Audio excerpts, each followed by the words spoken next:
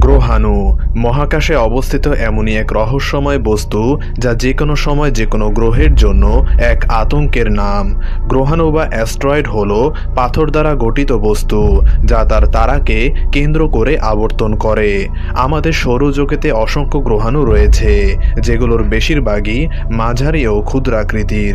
এই গ্রহাণুগুলো প্রতিনিয়তই এক স্থান থেকে অন্য স্থানে আবর্তন করে ঘুরে বেড়াচ্ছে, যা কখনো কখনো বিভিন্ন গ্রহেও তীব্র গতিতে আছড়ে পড়ছে।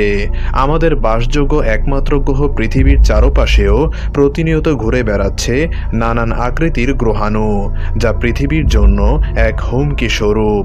তবে সাম্প্রতিক সময়ে মার্কিন মহাকাশ গবেষণা সংস্থা নাসা পৃথিবীর আশেপাশে এমন কিছু গ্রহাণুর সন্ধান পেয়েছে যা যে কোনো সময় পৃথিবীর বুকে আঘাত করতে পারে, যার ফলে যে কোনো মুহূর্তে একটি দেশ মানচিত্র থেকে মুছে যেতে পারে। সম্মানিত দর্শক, ইতিহাসে পৃথিবী চ্যানেলে আপনি যদি নতুন হয়ে থাকেন তাহলে অনুরোধ করব চ্যানেলটিকে সাবস্ক্রাইব করে পাশে থাকা বেল আইকনটিকে বাজিয়ে দিন। চলুন শুরু করা যাক।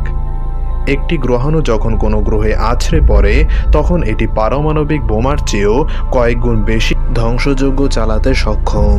পৃথিবীর ইতিহাসে নানান সময় পৃথিবীর একদম নিকটবর্তী স্থান দিয়ে বিভিন্ন আকৃতির গ্রহাণু অতিক্রম করেছে। কিছু গ্রহাণু পৃথিবীতে আছড়েও পড়েছে, তবে সেগুলো পৃথিবীর বায়ুমণ্ডলে প্রবেশ মাত্রই আগুনে ঝলসে ধ্বংস হয়ে গিয়েছে, যা পৃথিবীকে তেমন কোনো ক্ষতি করতে সক্ষম হয়নি।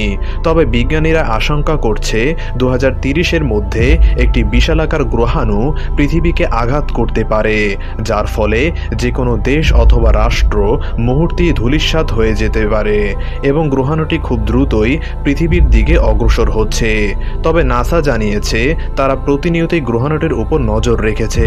এখন দেখার বিষয়, পৃথিবী কি এই বিশাল গ্রহাণু থেকে নিজেকে রক্ষা করতে পারবে? আপনি কি মনে করেন?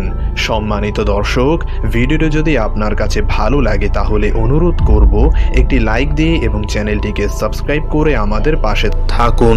ধন্যবাদ।